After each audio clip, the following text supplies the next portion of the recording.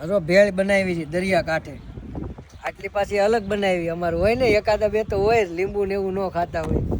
અને આ જો આખી ભર્યું છે બાઉલ. આ દરિયાના કાંઠે બેહીને ખાવાની છે બધાને. તો આ બધા ભેળવાળા કારીગર બધા ગયા છે આમ આગા પાછા થવા હાલવા કે થોડીક હાલે ને.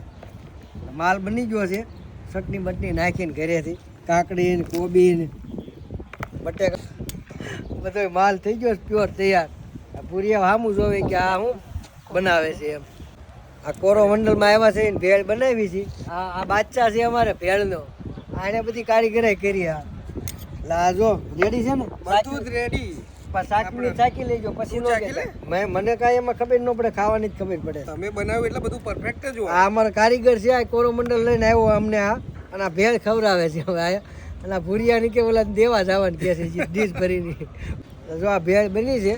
હાલો ગાયજીસ ખાવા. ગાયજીસ ને બધા એને કહો પાછળ ઉભા છે બધા ગાયજીસ ભાઈ આવો હવે અહીંયા. ભૂરિયાઓને ભેળ ખવડાવીએ. ભૂરિયાને ભેળ ખવડાવી, એક દી લાડવા ખવડાવે, એક દી ભેળ ખવડાવી.